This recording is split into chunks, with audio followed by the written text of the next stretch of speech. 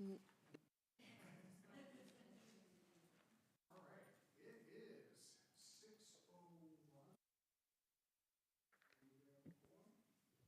sir, we do.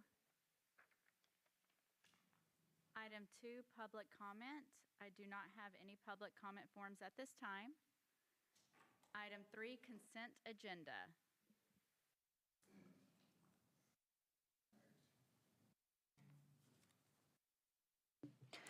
I'll make a motion to approve the consent agenda. I'll second.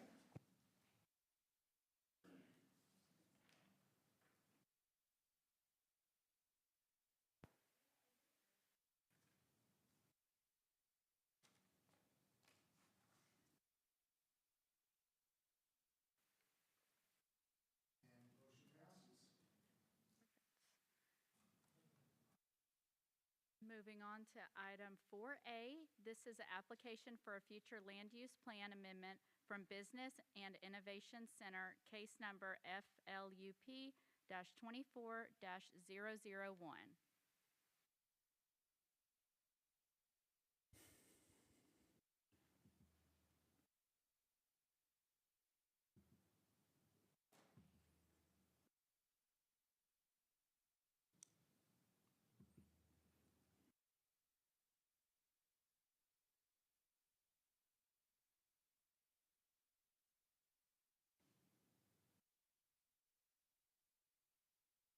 What's going on? Michael? Can I just exit out of this? Allow co-authoring? Let me just say co-author.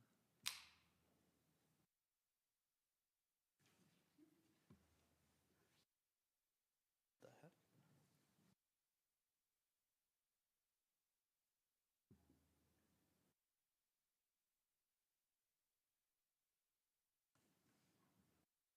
I don't like that. Hello? Is that shown correctly on y'all's screens? Okay. Okay. Good evening, P&Z Commission. My name's Robbie Highfield. I'm the Associate Planner for the City of Fate, and I'll be giving the staff presentation for the Stodge Hill 54 single-family subdivision, project ID FLUP 24001 and ZR 24010. This will be a combined presentation for items 4A and 4B.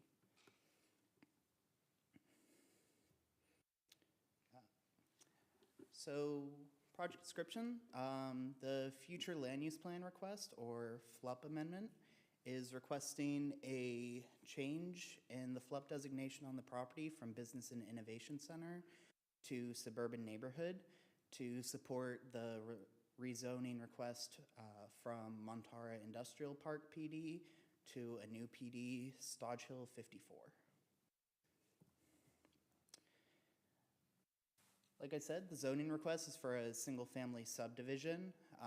Shown on the concept plan is 190 single-family lots, although the PD, the density is not to exceed 400, which maxes out at 216 lots.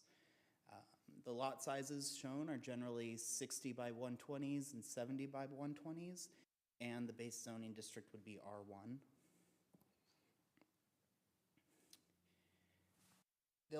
The PD would allow for single-family detached homes, amenity centers, parks and open space, school stops, covered pavilions, utilities, and safety uses, public safety uses.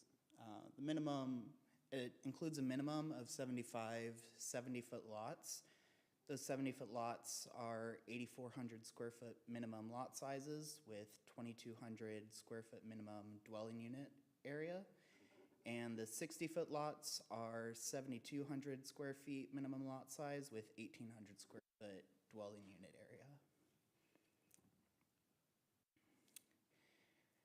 The PD includes heightened garage design standards and anti-monotony requirements. Again, there's an amenity center with pool, open spaces and trails that won't be dedicated as public land, but they are publicly accessible, and will include a bridge in the northeast corner connecting to Montera Phase 1. Here's the location. It's right on the east side of Stodge Hill, west of Montera.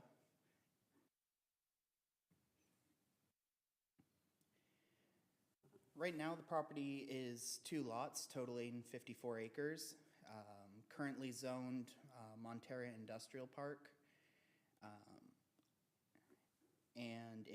but it's currently all vacant land. So the approval criteria for a FLUP amendment and zoning request are the same. Does the application meet the comprehensive plan and other adopted area plans? Does it meet the character of the surrounding neighborhood? And are there any other factors required or allowed by Texas law and case law? So for criterion A, as stated before, currently the FLUP, or the future land use designation, is business and innovation. The FLUP request in front of you would change that to suburban neighborhood, which would make the zoning compatible. To the east of the property is a more suburban neighborhood place type, and to the north and south are rural reserve.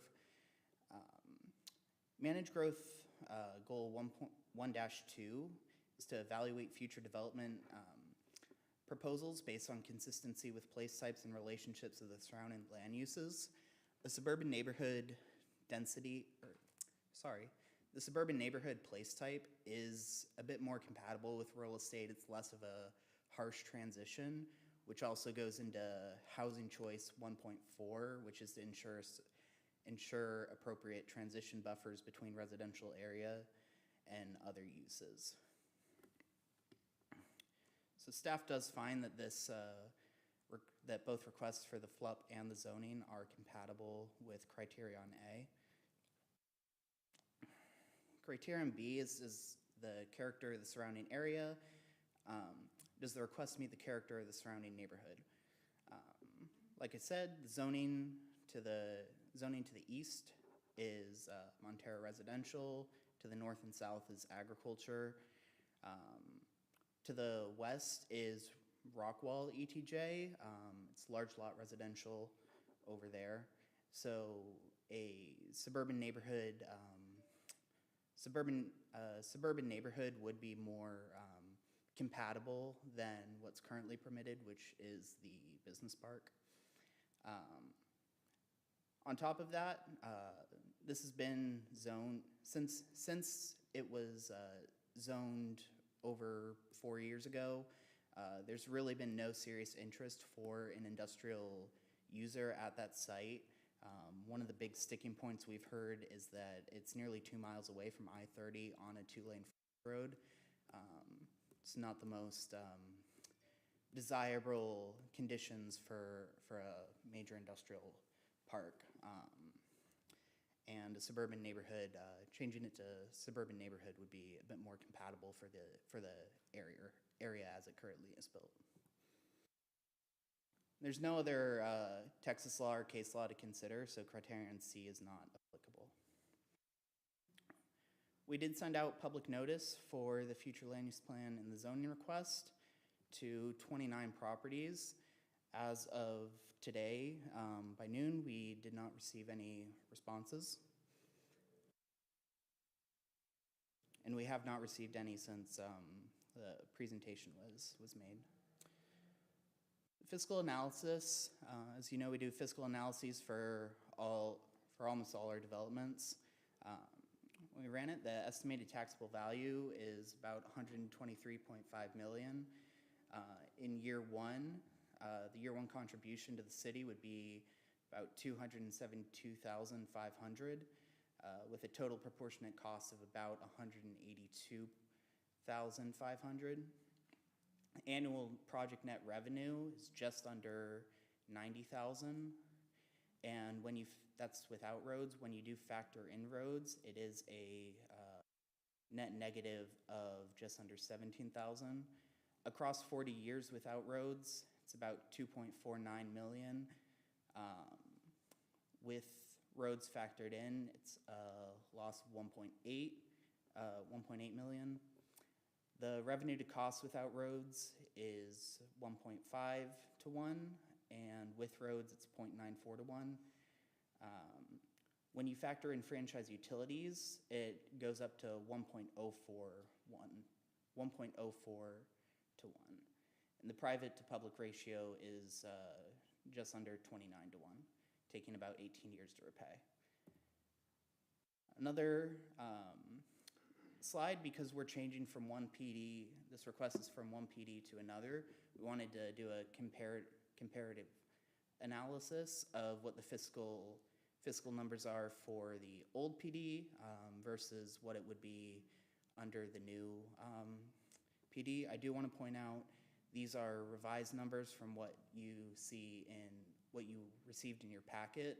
These came in after we had to do publication, so we could these numbers out. But you can see in this table here, I'm just going to go over the gain-loss comparison. The estimated taxable value with this new PD is actually a $1.5 million net gain. It's about the same in estimated, the net change is about the same in estimated net value per acre.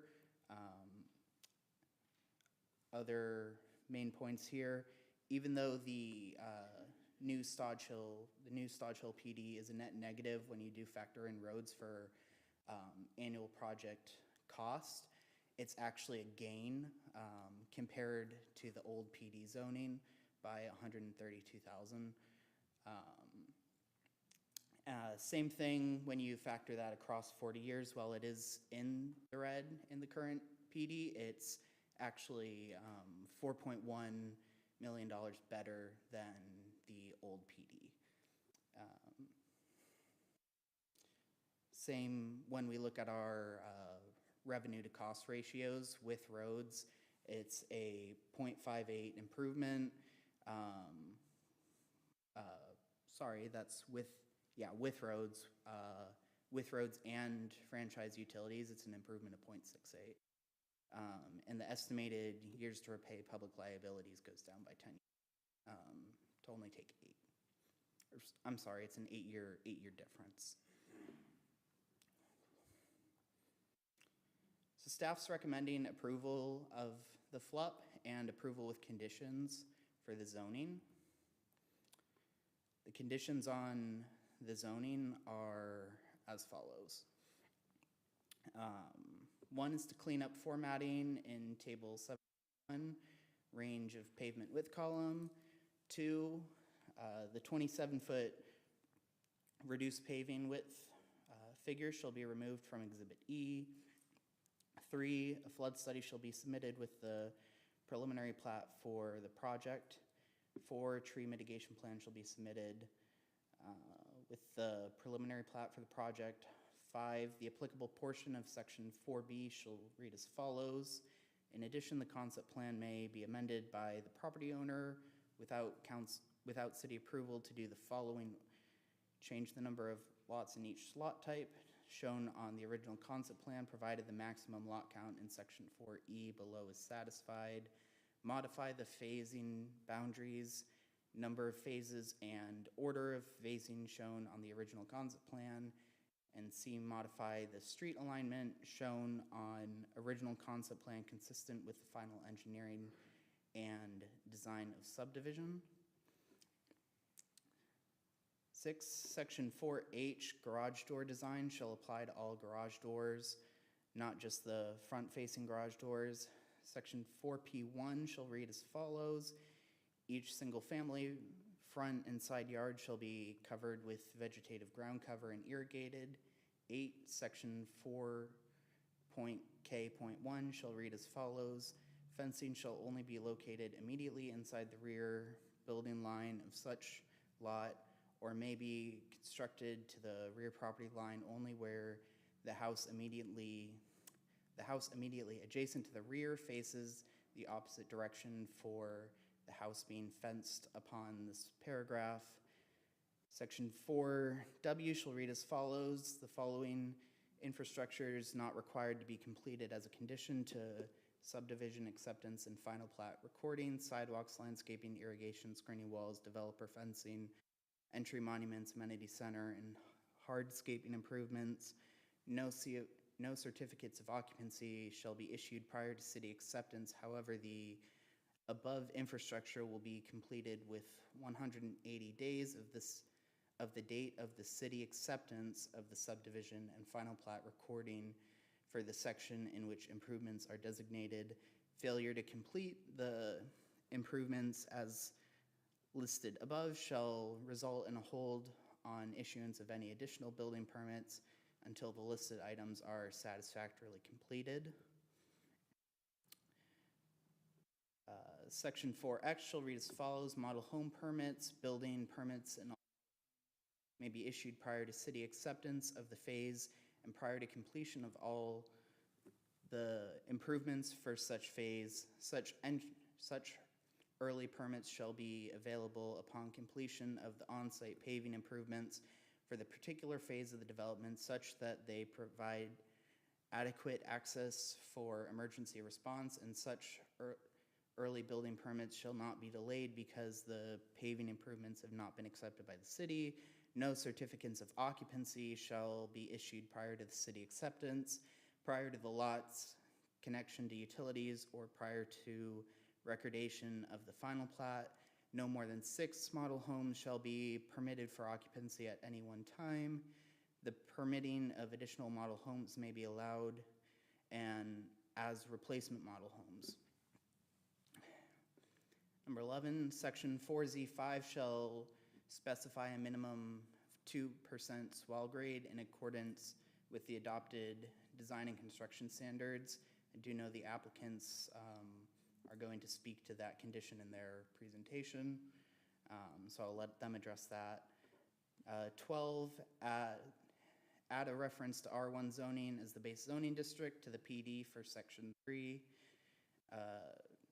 13 and 14 are to fix some typos.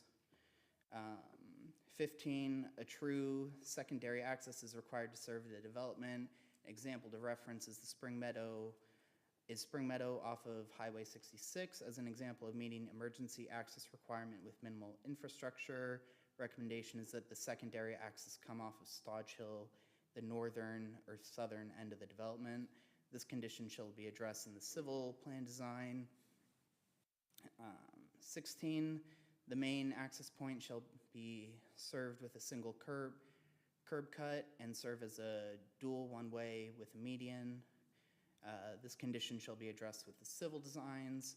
And lastly, based on the number of lots in this development, a traffic impact analysis will be needed prior to or concurrent with the preliminary plat submittal. Like I said, I do know the applicants have some comments on the conditions. So in their presentation, we can go over that section. But I can take any questions now or after their presentation.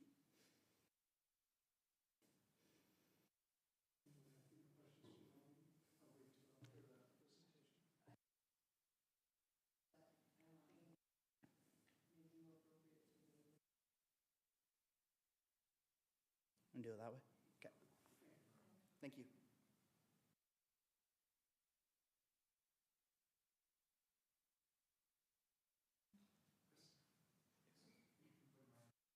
Yes. Good evening. My name is Christopher Jackson. My address is 600 North Pearl, Suite 2350, Dallas, Texas, 75201. Members of P&Z, Chairman, staff, thank you for having me here tonight for this presentation. So, we are the developers of Montera, just across the creek. We were concerned with the existing zoning of the property, which is industrial. The site falls from the road to the creek over 40 feet. Keep that in your head, please. Industrial buildings are flat. The height allowed under the existing zoning is 75 feet. This would tower over our project Montera, affecting values and affecting families. You could have a potential wall that could be up to 40 feet if they made it flat, with an additional 75-foot building on top. Loading docks and loading would be next to the neighborhood, as is prohibited on Stodge Hill under the existing zoning. Further, this is not, in our opinion, an industrial site, as located too far from the interstate with poor access. We have developed 2 industrial projects. We do have some experience in this particular field. On to the positive. We've been working very closely with staff on this project, as you can imagine. We deal with staff almost daily with Montera, with issues, etc. We love staff. We've had great success in Montera, as y'all are probably aware of. Montera is undoubtedly the top master plan community in Fate, and sales have exceeded everyone's expectation, selling at much higher square foot values.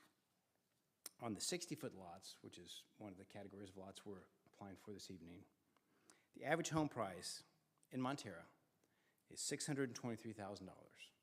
That's from the start to now. The range is $510,000 to $1 million. On the larger lots, the 70-foot lot, the average home price is $615,000,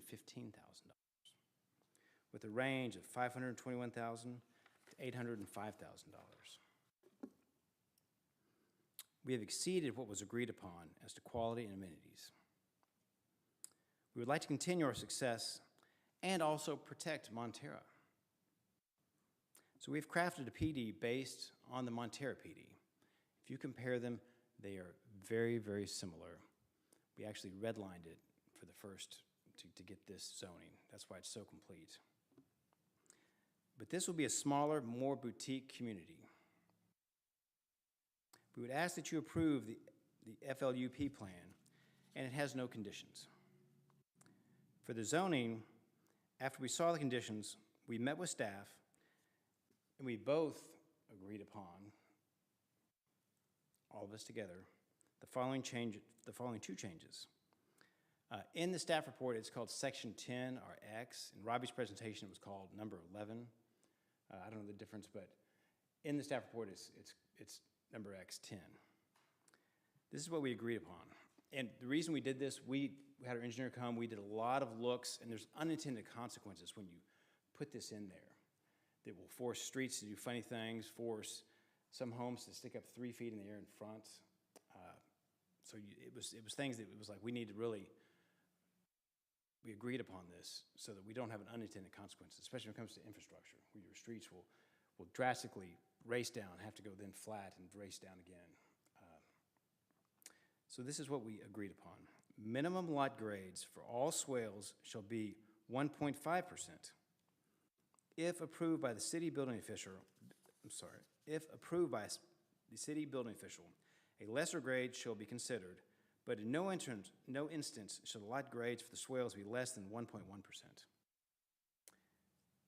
That's the first change since this report came out that when we met with staff, we would ask y'all to approve.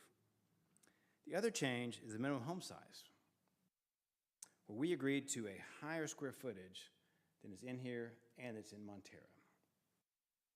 We've raised the minimum square footage for the 60-foot wide lots from 1,800 to 2,200, and the 7-foot wide lots from 2,200 to 2,500. We would humbly ask that our zoning be changed and approve the staff conditions except for Section 8, which is 10, and the square foot minimums, which is an additional add-on. And with that, I'm here to answer any questions y'all have, anything at all, and I'll also be here for any questions or follow-up.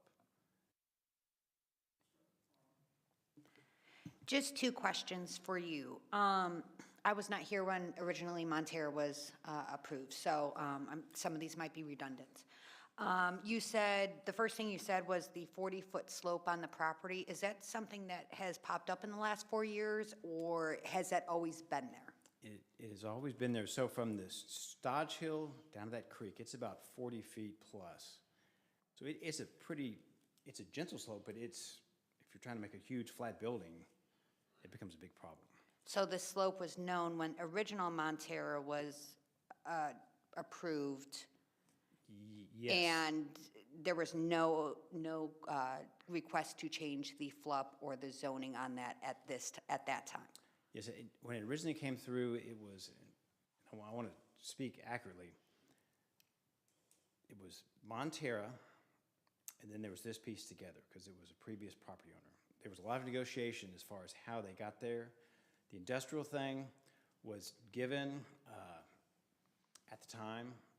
We did not purchase that, have that under contract. We've looked now and said, oh my goodness, there are some very unintended consequences with that zoning, as well as the reality of the market that it's not industrial land. And if you try, in our opinion, if you try to force it there, you will end up with something that no one here would want to see in their city. And further, there's some market conditions that we just don't think will ever get there. So we're coming in with a zoning change for that.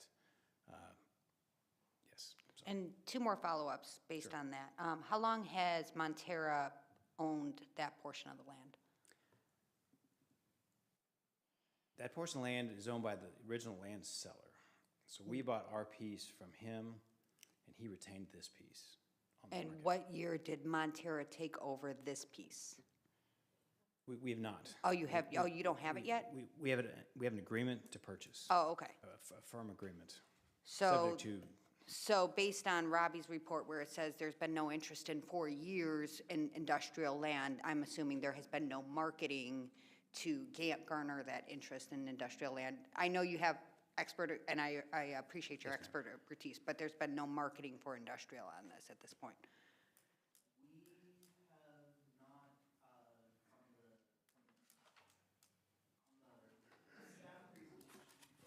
I'm sorry, I didn't mean to break these up here.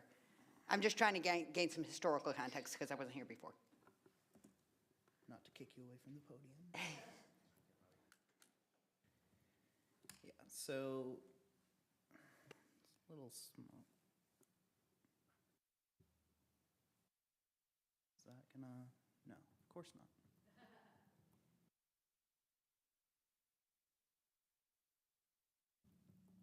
I went too far. Yeah, so here's the concept plan from what's currently in place. We have not had any meaningful applicants coming forward to develop this site since the zoning for the industrial PD has been in place. Go ahead. So this concept plan, who created this? How did that come to be? I guess that's one of the questions I have too. Is it was part of our future land use plan, and it's unique to that whole area. I'm trying to figure out how it came to be that. Yeah, Ryan, do you want to speak to the? It came out of the lawsuit. Can you speak to that part? Sure. One important detail to this whole thing is that the original Montara Industrial and Montera Residential, I know it's confusing, were ultimately approved by the city as part of a settlement agreement. We won't get into the details of what generated that, but there was originally a lawsuit that was involved between the city and the original property owner, was resolved through a settlement agreement, which basically directed the city that they would process the proposed zoning for the PD for the residential and industrial as presented through their zoning approval process. So this concept plan was generated in that original zoning request.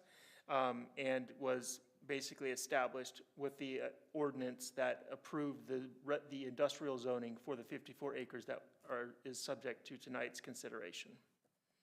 Does that answer your question? We did not create this concept plan, it was the property owner at the time. Okay. And one thing I will add, while Robbie mentioned there haven't been any meaningful submittals or applications, we've met with probably 4 different industrial developers over the 4 years. Very preliminarily, a lot of them were looking at completely rearranging the site into much larger buildings, which might reflect what Christopher was talking about as far as height, and the massing of the buildings.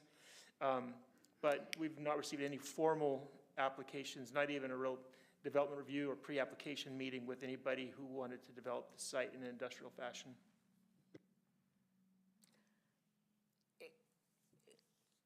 I have more question about the history. And I'm aware of the history when this was a project with other than Mr. Mabry.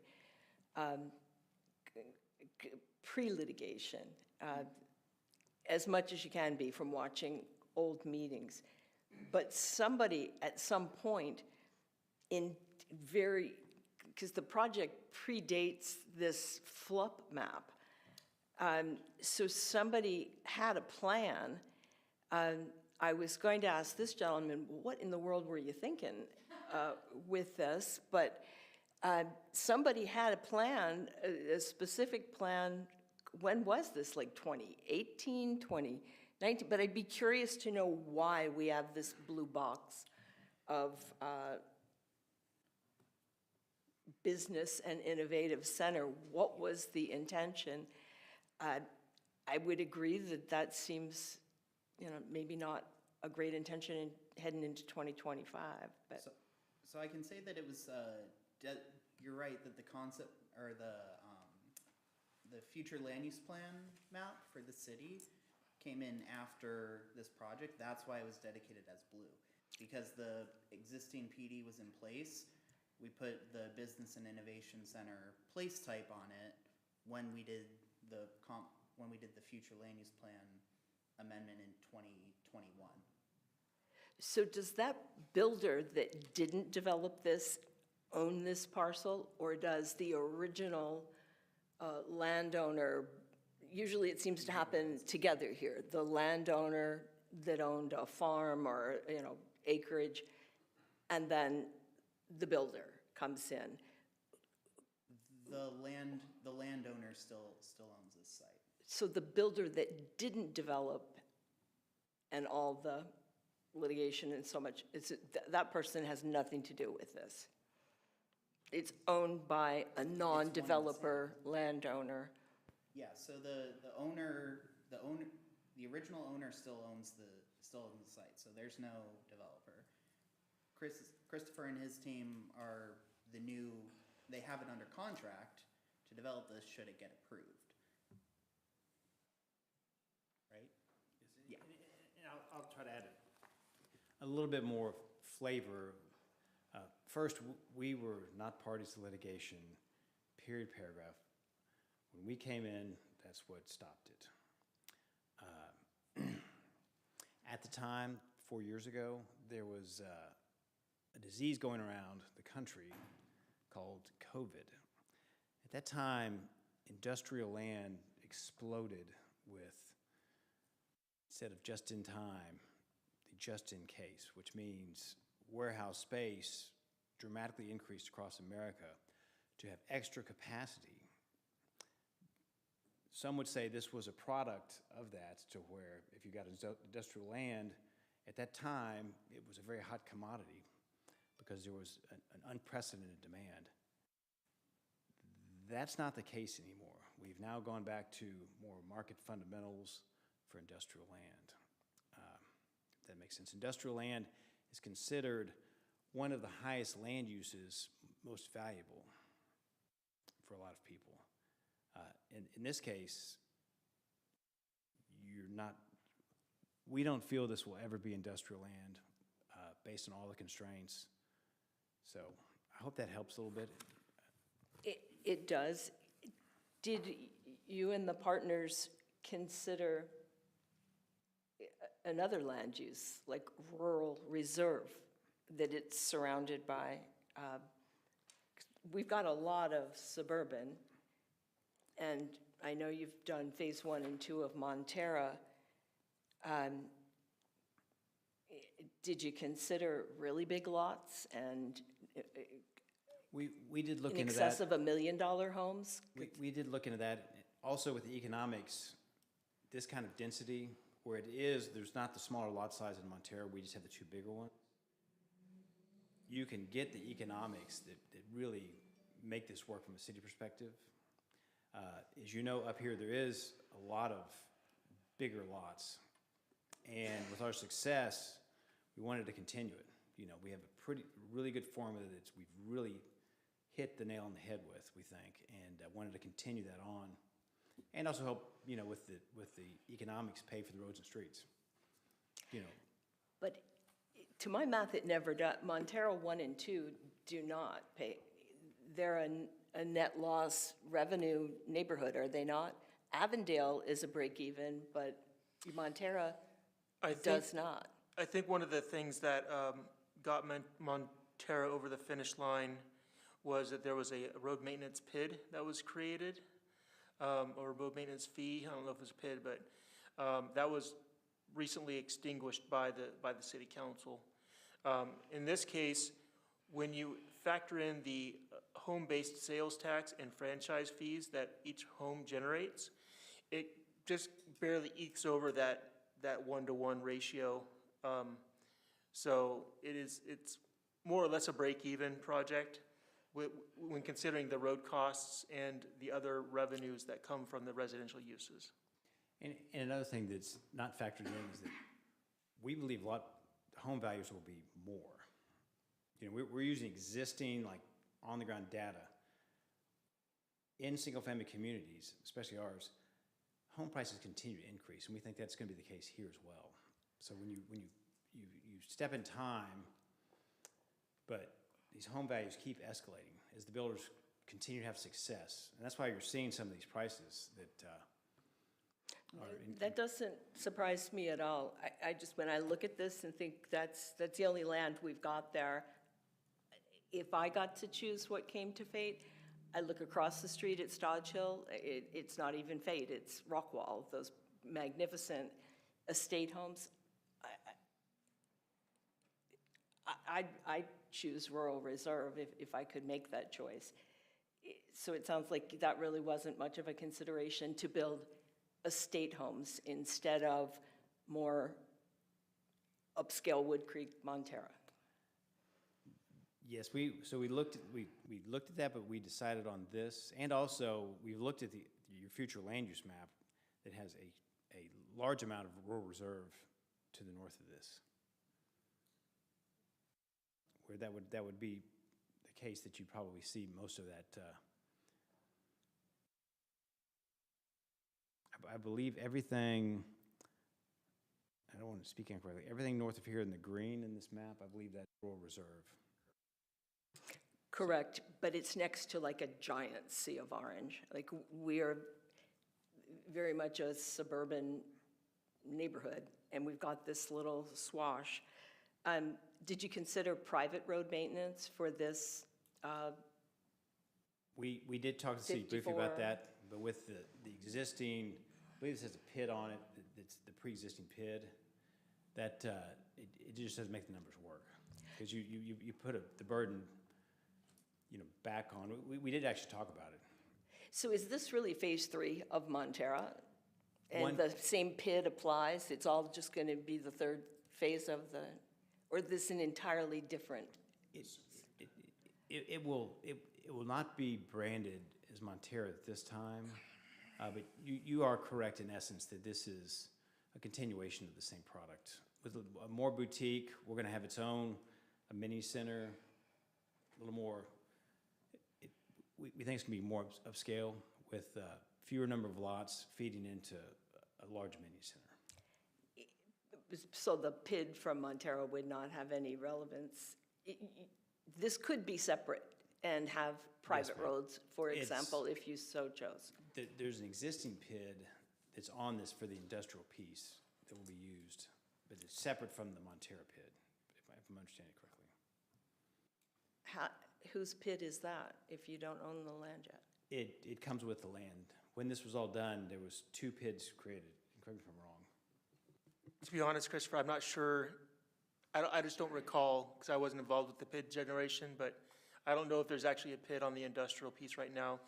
Christopher would know better than I do. There is a PID Yeah.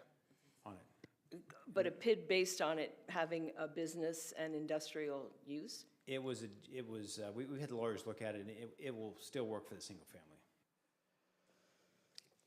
It was raised in a recent council meeting by one of our council members when we talked about the cost of roads. And I think he's only sat on council 2 years.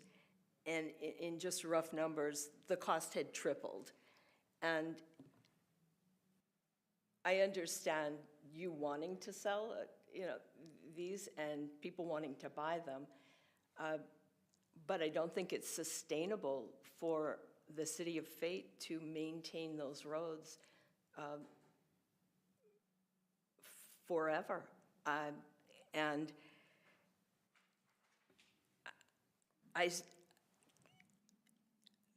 if it were estate homes handling their private roads and, their own thing, I'd love to see more of that. But I've struggled with phase 1 and 2 of Montera. I think it's beautiful. But do I like effectively paying for it? My neighborhood makes a profit. I'm on a little lot in a little house. I know that's not what you're building here, but I just think it should sustain itself as much as possible. Anyway, I understand that it shouldn't be industrial, but I sure would personally prefer to see it be rural reserve, because I would disagree. I don't think we have much of that. I think we've got a whole bunch of suburbia, but thank you. Thank you. Okay, one more question. It's probably not going to go towards you. It'll probably be more of a Robbie question. So your presentation said it's no more than 4 units per acre, so it could be up to 4 units per acre, right? Is that what your presentation said? Correct. Okay. I think Fate has a lot of that. We're just going to put that out there. But that's not my choice. Do we know if FM 549 is on any tech stop plans to get 4 lanes? Because we're potentially adding 800 people to dump out onto a 2-lane road. They would be, one of the conditions is they're required to do a TIA, a traffic impact analysis study. That would dictate what improvements would be required. And those improvements would have to be done by state, correct? Because it's FM 549? Well, it's a tech stop road. It's a tech stop road, so. If I can jump in very quickly.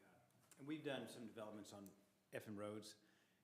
The turn lanes in, turn lanes out, that's usually what's required. It's on us. Private No, road. I'm talking about the infrastructure around the neighborhood, adding on more people onto that, knowing what we're going through. I'm not aware of any short or medium-term plans to Make that a widen 4-lane? 3549. Okay, There's been anecdotal talk about it, but that's all I know about. okay. I'm just forecasting, like, what's going to dump out on 549, how is that going to affect the infrastructure in Fate, being able to come in and out of there. Is 549 on Fate land, 3549 on Fate land, or is it Rockwell, ETJ? It straddles. Is it right on straddle? It's right on the edge. Okay. No, I'm just forecasting. Thank you so much. That was my question. Chair, if I may, kind of following on with that, and then I'll have another question. The master thoroughfare plan is not, in this packet, we talk about it being a 4-lane, but that's not based on any known plans. That's just what we expect to happen. Is that right? Or what we'd like to happen? You talking about Stodge Hill? Yeah, Stodge Hill. Yeah, that's future condition at some point, but we have no control over it being a state road. Okay, thank you. The second question I had is the cost analysis that was done, the fiscal analysis, where we talk about, I guess what threw me was that the industrial park had a higher cost for all the roads. And that, looking at the concept plan, I think that makes a little bit more sense to me. That's what it was based off of, is that concept plan that was shown earlier. Is that correct? So I would have expected all these homes and I thought there's gonna be a lot more roads and road maintenance. I ran the fiscal, so I'll go ahead and answer that, Robbie. The numbers presented here are more accurate than what was in the packet. And the reason is, I got a pro forma cost estimate from their engineer for the roads that are shown in the concept plan for the PD. I took that same cost per lane mile road and applied it to the concept of the original industrial, so it was a fair comparison. And so the roads on the concept plan are about 3 times more expensive for the residential than the industrial, because there's just 3 times as much road. And that's just really the difference. Now, you could expect maybe the industrial roads would be thicker and therefore they'd be more expensive, but I didn't get into that level of detail.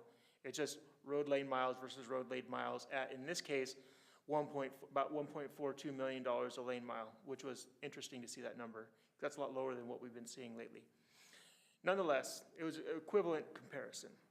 So the industrial roads are cheaper, but the total value of the industrial project is a lot less than what the total value of the residential project would be. So that's why you have the difference in this comparison. Thank you. And to further add, the last industrial project we did a 10-inch road versus a 6-inch residential street. So dramatically bigger. And we did provide our actual cost estimate that we're using. And as far as the density, if you look at the math and what we did, you're capped at roughly what we're showing. You look at the map and you just can't.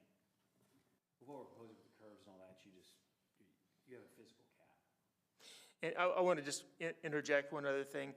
While it's very important that we continue to have these conversations about the fiscal realities of land use decision-making, I will just remind everybody here that the fiscal analysis here is for information, it's for context, but it cannot be a basis and will not be a basis for any decision-making for this or any other land use decision. It has to be in back of mind, but it cannot be the basis for which to approve or deny a project. I just want to make sure that's very clear for Christopher and his team, as well as our P&Z and the City Council.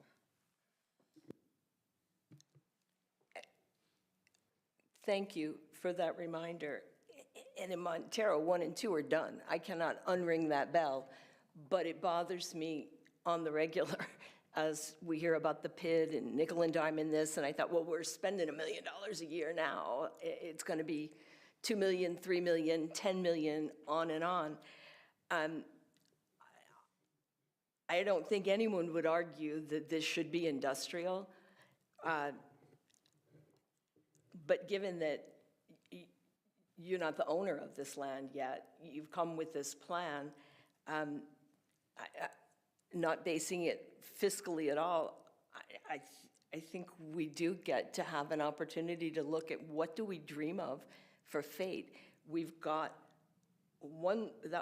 this 54 acres is unique and nicely positioned, and might someone come that wants to build $1.5 million homes with privately maintained roads in a rural reserve project? It certainly could happen, and that's where my head goes. It's not because, although seeing the fact of Montero 1 and 2 tells me exactly what this will be, you're just going to sell the houses for a little bit more, but the road maintenance will be the same burden for us. But it's more, it could be a different plan. It doesn't have to be suburban.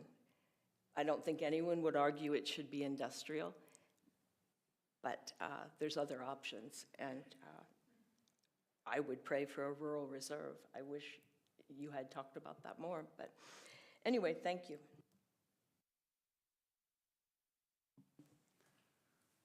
All right, so I have questions, but I'm going to wait after our public hearing. Okay, with that, it is. Oh, and Chair, we are going to treat these as two different public hearings. Thank you. So I have 6:51, going to open up the public hearing.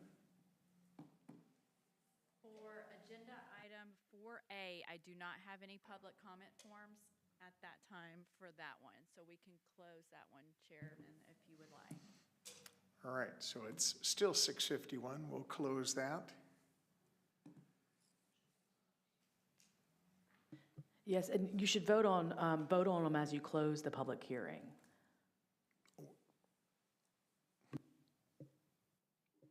So you would vote on them after you close the public hearing.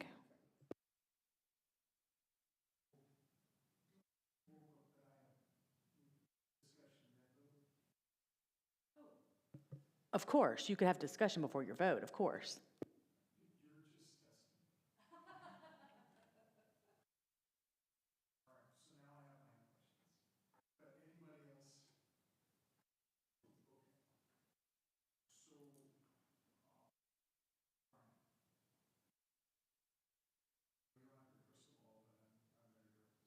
Mr. Chairman, can you please turn on? Thank you. So Ryan, I know you don't have the crystal ball, and I'm going to ask a Misty question. So one, we talked about having a swell of 2 degrees, and they're wanting to modify that to 1.5,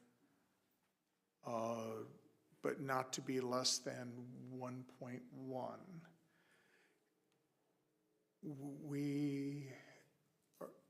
There's a development out here that should have been 2.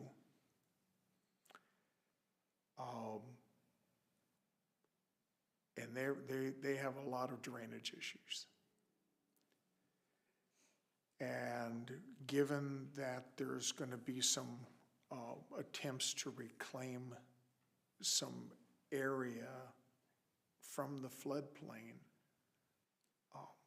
I honestly have, heartburn over, the 2 degree. Is my,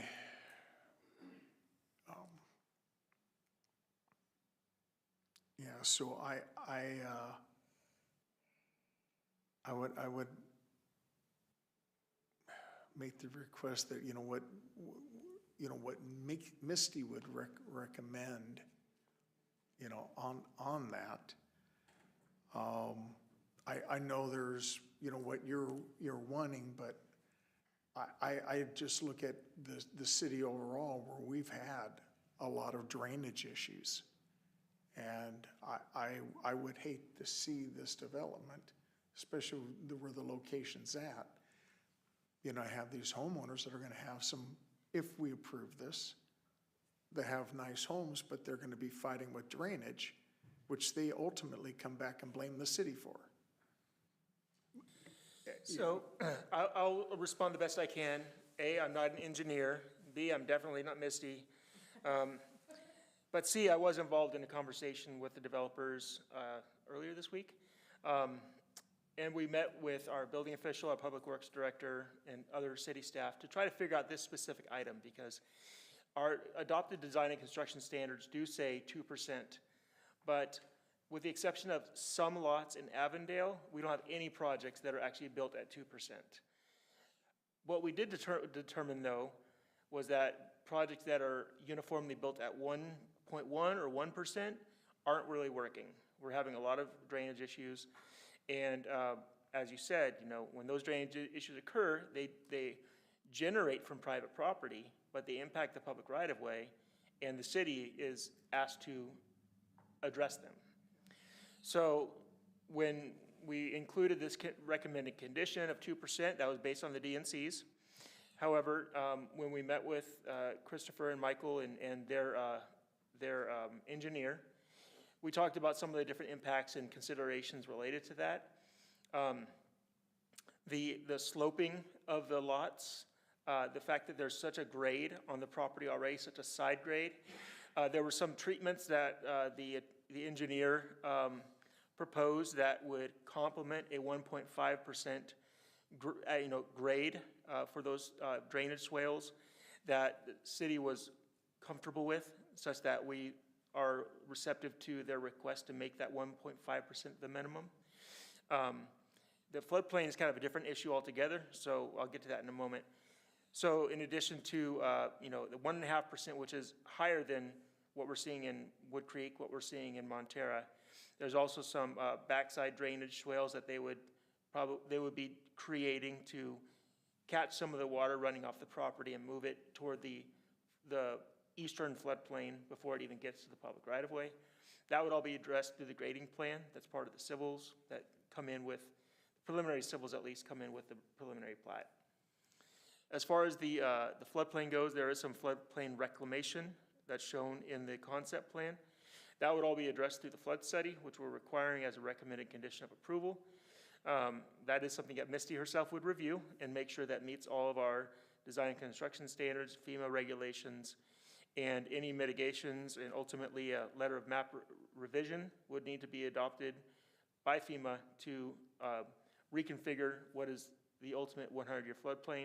The reclamation can't cause a rise of the base flood elevation, so anything that they fill would have to be equally cut and sloped in such a way that it's not going to exacerbate any flooding on the subject and downstream properties.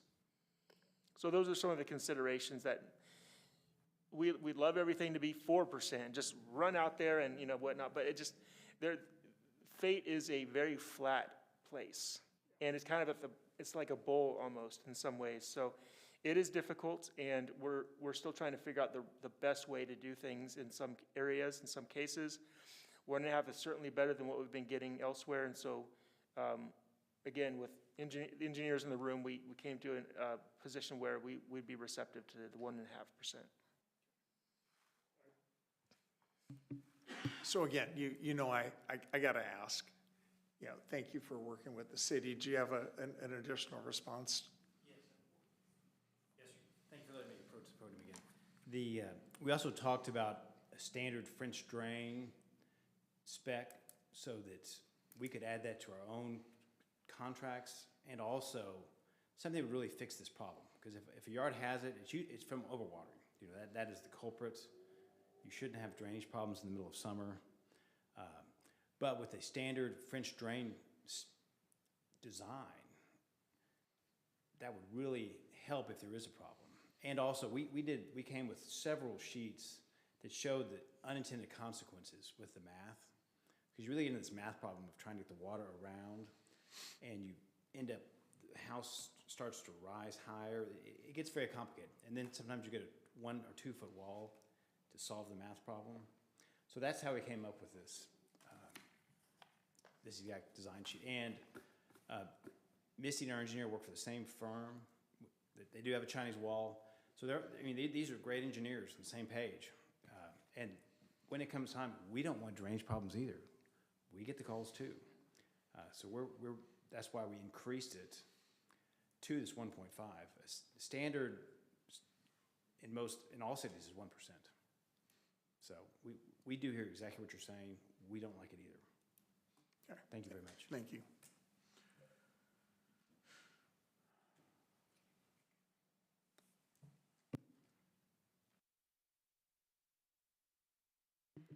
I do have one comment.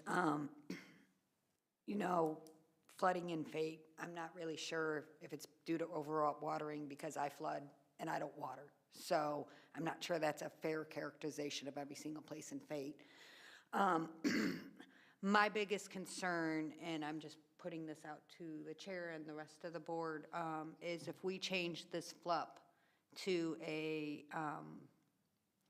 residential suburban neighborhood, we have a rural reserve to the north and we have a rural reserve to the south. Knowing that, is somebody going to want to develop the rural reserve areas in that intention, knowing that there is a suburban neighborhood smack dab in the middle of it, and are we going to end up with more requests for FLUP changes based on the fact that there is a suburban neighborhood in the middle of these rural reserves. So that's my only comment, so. Thank you, Chair. If I may also comment that that is precisely my concern as well. When I look at the map and I try to put a visionary mindset on of what I'd like to see for Fate,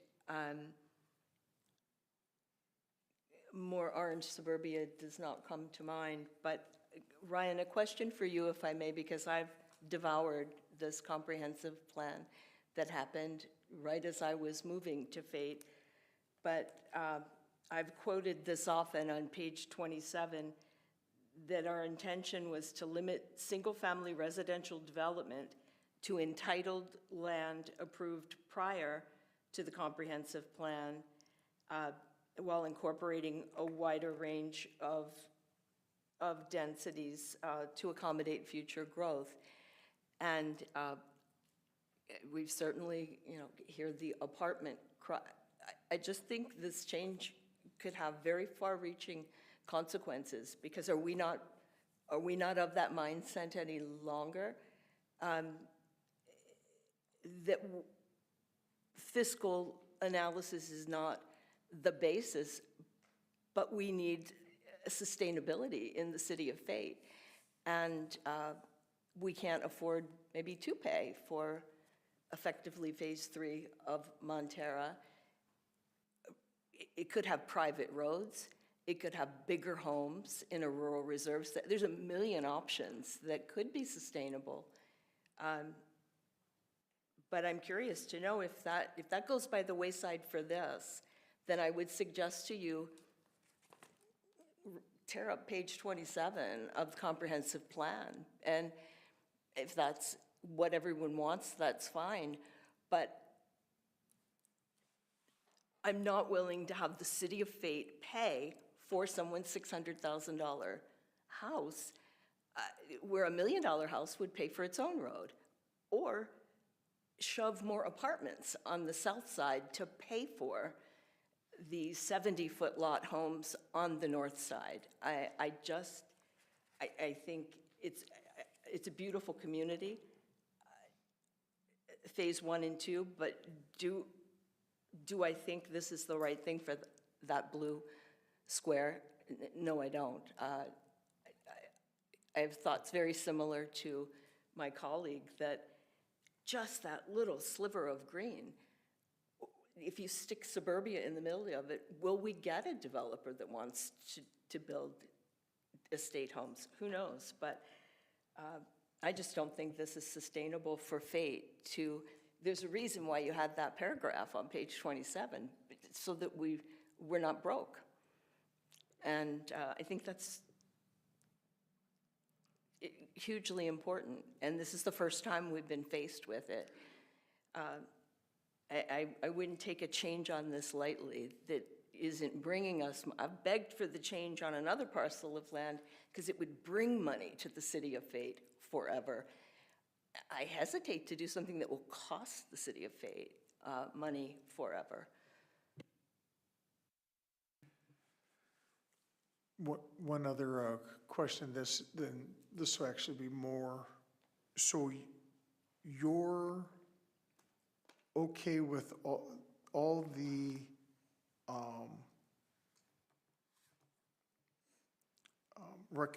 city's recommendations except for the 2 modifications?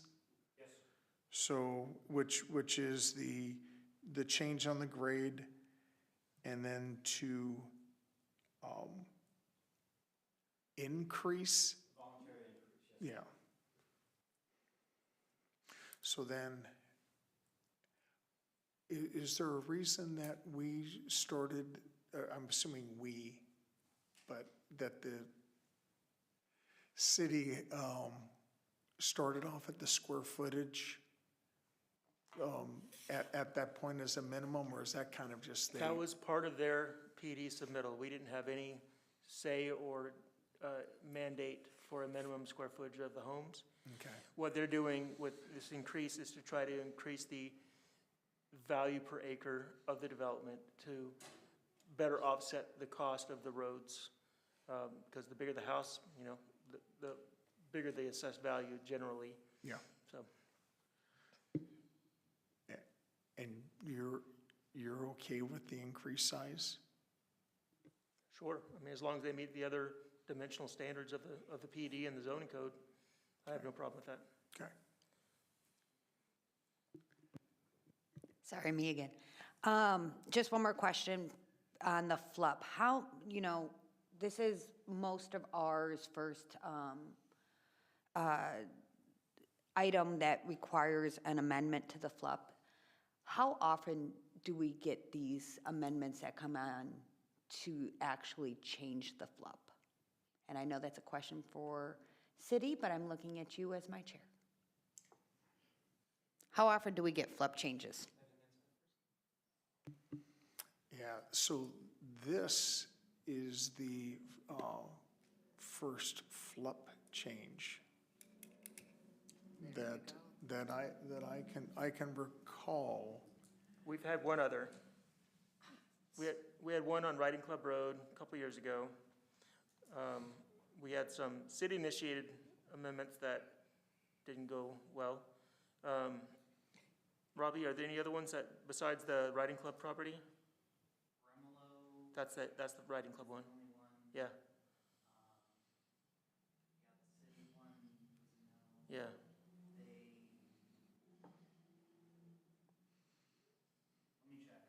I don't think there were any others, but yeah, please check. I missed Just the that one, meeting. the other one was the only other property owner initiated FLUP amendment that we've experienced since we adopted the comp plan in 2021. Right, we've only had 3, this will be our 3rd. Including the city initiated one. Correct. Okay.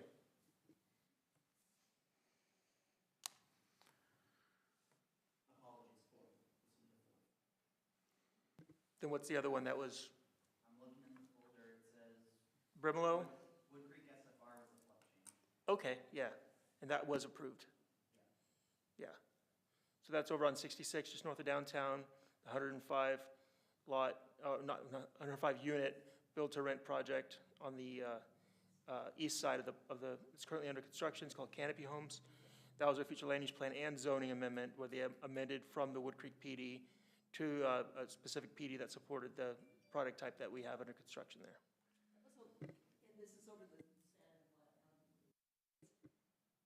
Well, I mean, I can only speak for since the most recent comprehensive plan was adopted in October 2021. So over the last 3 years, we've had 3 property owner initiated FLUP amendments.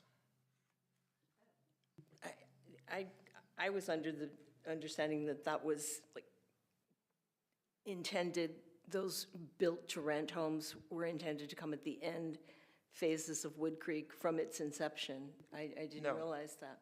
No, Okay, it was a 3 cul-de-sac standard suburban single-family phase of development off of 66, and they revised that.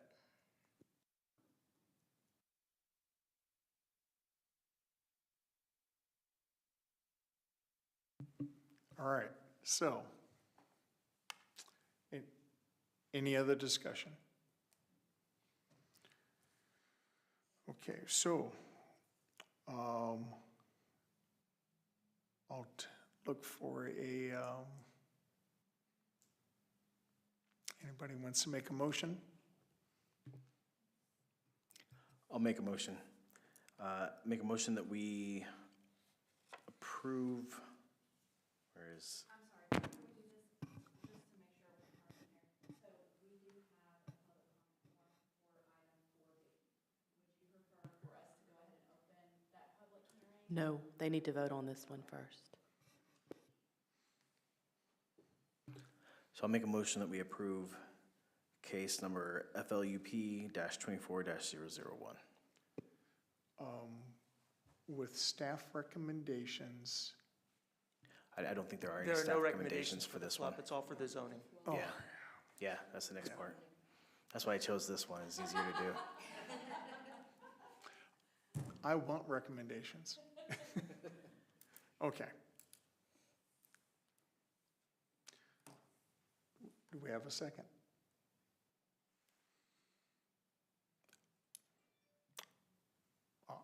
I'll second.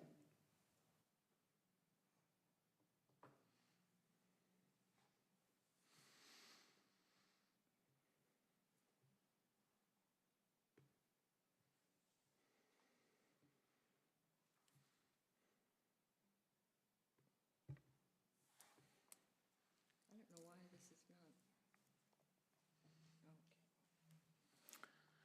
All right, motion does not pass.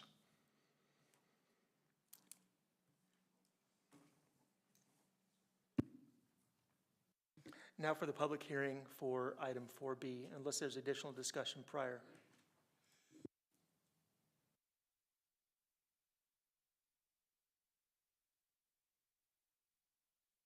Sorry. Oh, it is 7:12. Open up the public hearing.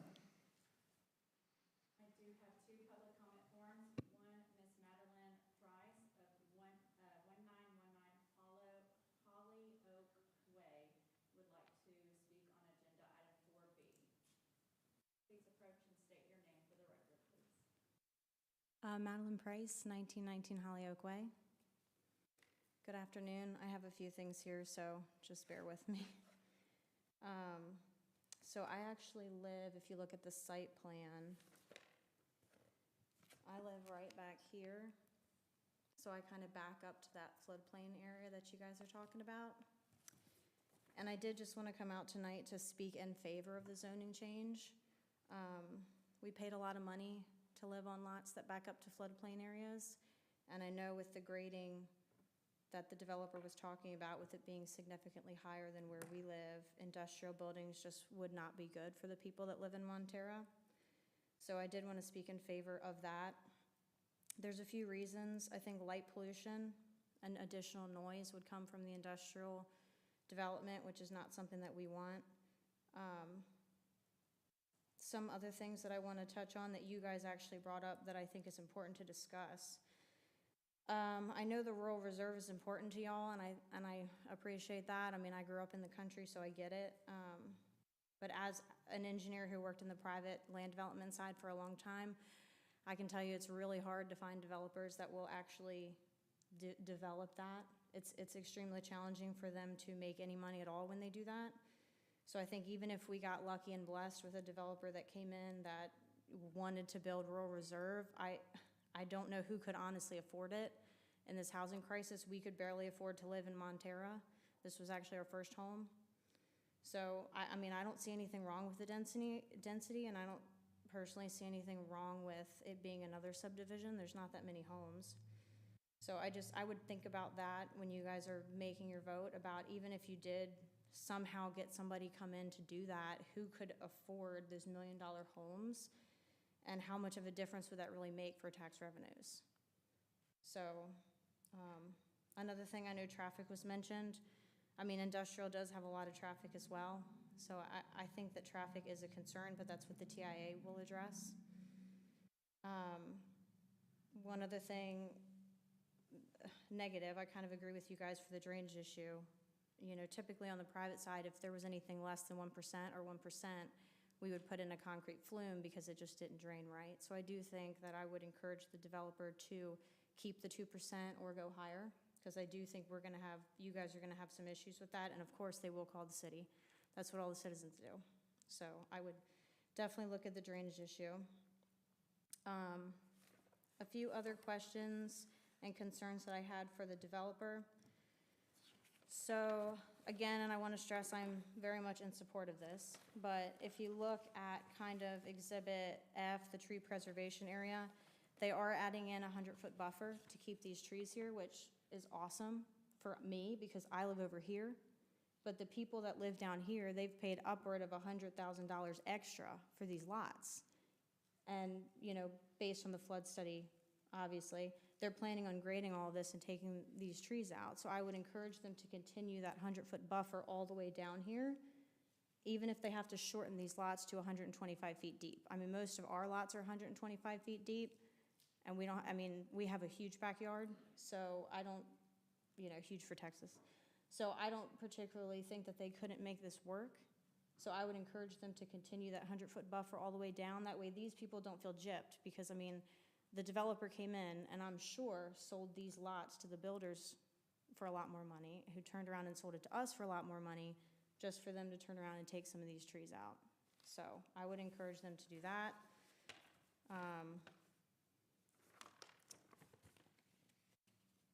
And then another question that I had was the pedestrian bridge that's connecting both subdivisions. It looks like half of it's on our development and the other half is on the new one, so I just wasn't sure who was gonna be responsible for maintaining that. That's probably gonna be something decided later at site plan or engineering, but that's just something that maybe the developer could think about, is who's gonna be responsible for that.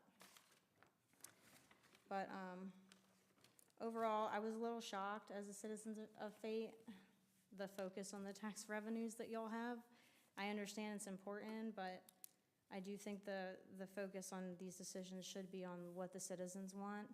And the reality is that somebody could come in tomorrow and build industrial. I mean, that could happen, especially, it's an election year, the economy changes all the time.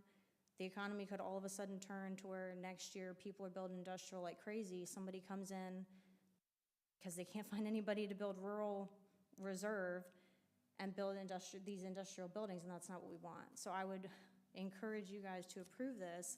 That way we know for certain that we're gonna have single-family homes behind us and not big industrial buildings. Thank you. Yeah, thank you. Ms. Stern, you just wanted your opinion on record. Did you want to speak? So Ms. Patty Stern of 1348 Cartona Road would like her support of on record of item 4B. And that completes the public comment forms that I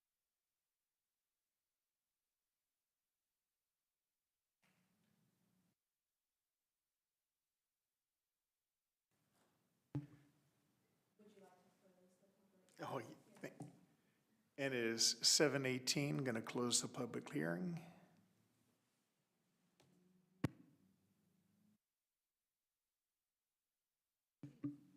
And so now, any other discussion? Mr. Chair, I just have one quick question. If we voted no for the FLUP amendment change, what does that do for the vote of the zoning change? Well, it's moot now, correct? In a sense, yes. You know, the future land use plan change was intended to set the stage for the PD that is complementary to it. Zoning is fully discretionary, and Jennifer can contradict me if she wants, but this is a recommendation to council. Council is ultimately the board that's going to approve or deny this proposal.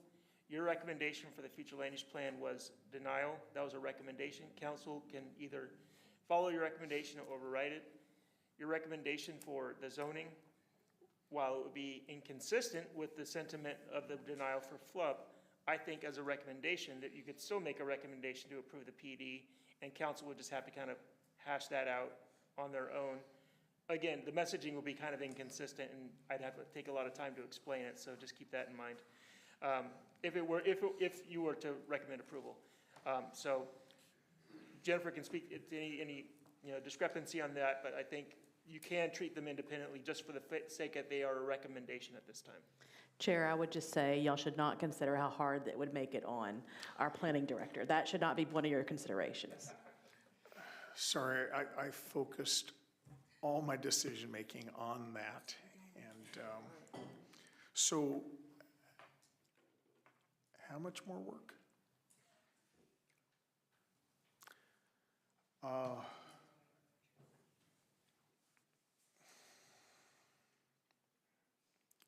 Okay, so any other? I'll just say that the criteria that we use for approval, one of them is comprehensive plan and any other proposed or adopted plans. If we didn't change the the future land use plan, then it doesn't meet that criteria anymore.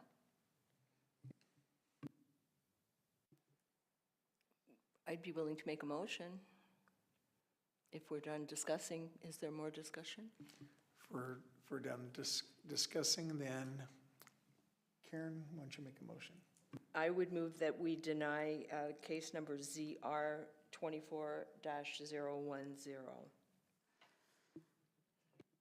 I'll second that.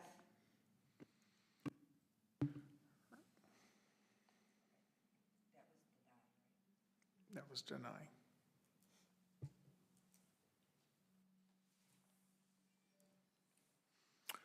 All right. It is denied.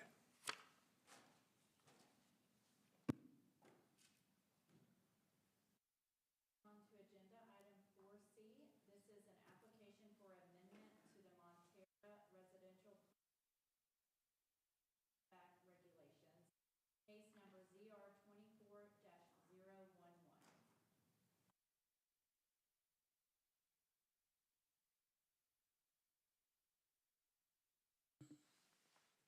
Michael, could you switch it over to the desktop? Thank you.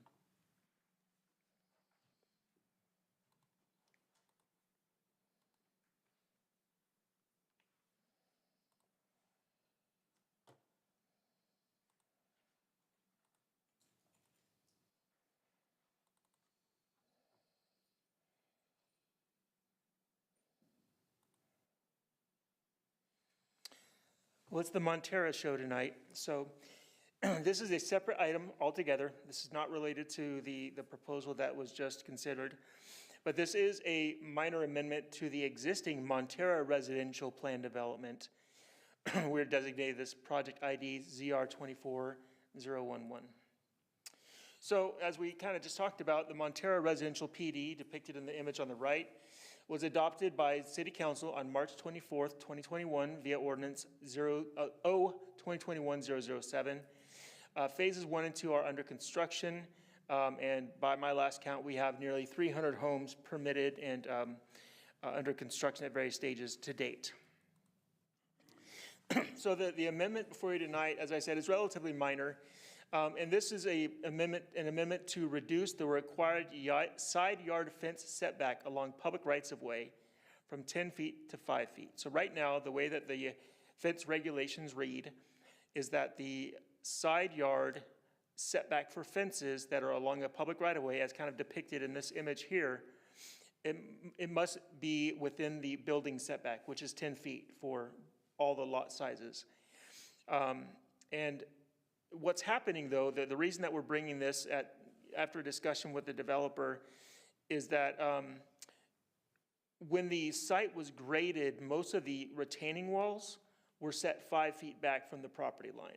So you have a retaining wall 5 feet back, but the fence regulation requires it to be set 10 feet back. So what happens is, if you were to build a retaining wall as originally designed and built, and then you set a fence an additional 5 feet back, one, you remove the side yards for those homes because you're essentially, your homes are built up to that 10-foot setback, so you just have a rear yard. And two, you have a bench above those retaining walls that is just grass with no fence or anything like that. So if you look at the image on the right, this is kind of a rough depiction. That yellow line shows the 10-foot setback from the property line.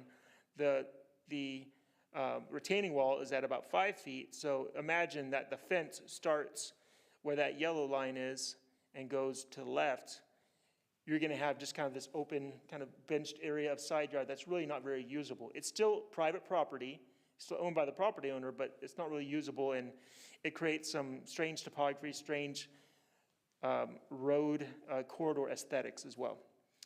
And so what this proposed amendment would do would be apply a consistent application to all of the lot types for fairness among property owners, because right now we actually do have some fences that were built at 5 feet because that's where the retaining wall was, and that's pretty common practice.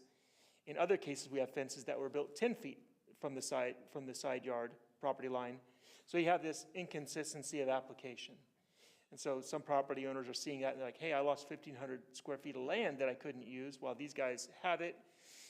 We felt that just fixing the PD with this minor amendment would just make it uniform, give everybody the same playing field, and you're still retaining a 5-foot buffer, actually it's about a 6-foot buffer between the sidewalk and the fence line, because we usually have a foot inside the sidewalk before the property line starts. Plenty of room for the visual corridor, for safety, for all of that. So again, here's Montera. It's located at the northern end of Bend Payne, north of Wood Creek Phase 8. So for a zoning change, of course, we have the same 3 criteria we've been talking about: compliance with the comp plan, meeting the character of the surrounding neighborhood, and other factors required or allowed by Texas law, in case law. So criterion number 1, does the request comply with comp plan? And I looked through it. I couldn't really find a really clear and understandable nexus with the comp plan. This is really kind of a practice, in practice type of amendment. But I could confirm that there's no conflict with any of the priorities or principles of the comprehensive plan. This is really just a livability and kind of aesthetic change to the implemented PD. Criterion 2 is a little bit more applicable, the character of the surrounding neighborhood. So if you look just to the south, Wood Creek Phase 8 is an older, neighborhood. And as you can see on this image, you have fences right up against the sidewalk. Again, built on top of those retaining walls. That's just how people do it. That's how they build it. And so the 5-foot setback would give a little bit more elbow room on the sidewalks in Montera, but also not be particularly inconsistent with the general character of the surrounding neighborhoods in place today. And then criterion 3, there's really nothing significant to consider there. So this was a big public notice because this affects all of Montera. So we sent a notice to all property owners within the PD, as well as all property owners within 200 feet of the PD. So that meant we sent 281 mailed notices, as well as published in the newspaper, as is required by state law and local code. We did receive 1 response as of yesterday, yesterday, and nothing came in today. And that response was against, in opposition to this PD amendment. And the stated response was expressing concern about unfair addition of property to certain recipients and impact to the public rights of way. And I can't speak for the respondent, and maybe they're here, I don't know. But this does not change the actual property boundaries of the properties. It simply changes where the fence is. And so we're not giving property to anybody, we're not taking it away from anybody. It's just how far back the fence has to be from the sidewalk. So I would just want to make that clarification. So again, that's the only feedback that we've received. We didn't conduct a fiscal analysis because there's no fiscal impact to this request. Staff are recommending approval without any conditions to the P&Z, and I can take any questions, provide clarification. Applicants, the same as before, they can answer any questions you may have.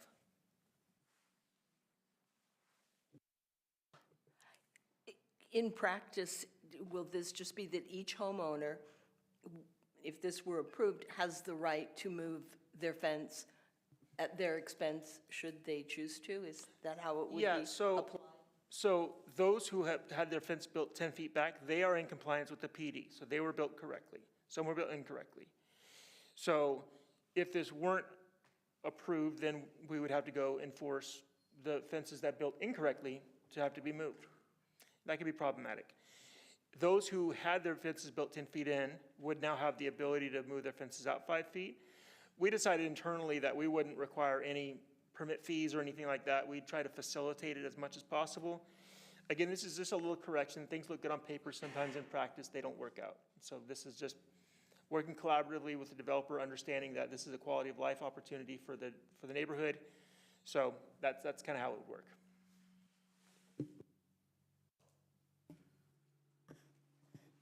All right, any other questions? All right, take a motion? Public hearing. Oh, public hearing. I want to,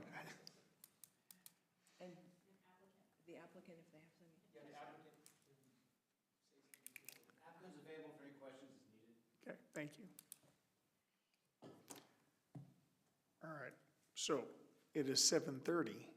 Open up a public hearing. I do not have any public comment. It is 7:31, closing the public hearing. Any other discussions? Take a motion? I'll make the motion to approve ZR 24-011. I'll second.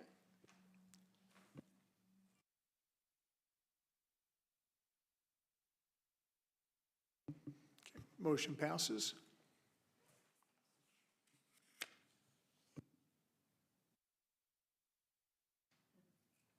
On to agenda item 5, Director of Planning and Development. Report announcements pertaining to city activities, upcoming events, future legislative activities, and other matters related thereto. All right, just real quickly, February 21st, 2025, there will be a future Focus North Texas Conference in Dallas. It's a one-day conference on a Friday, I believe. It is going to have educational opportunities for planning and zoning commissioners, city staff, the general community about planning and development in North Texas, what we've been experiencing, current trends, future opportunities.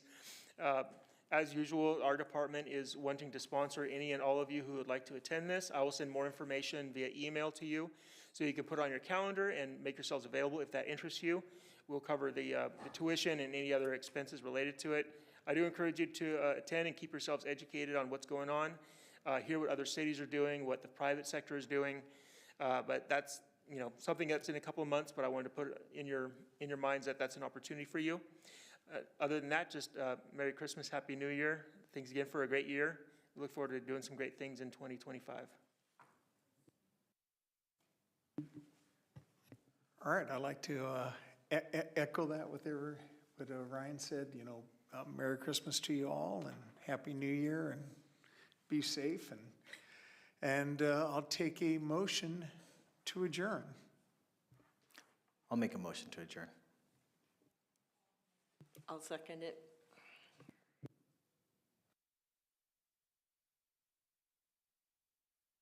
Yes. Motion passes. Smells so good in here. Every time.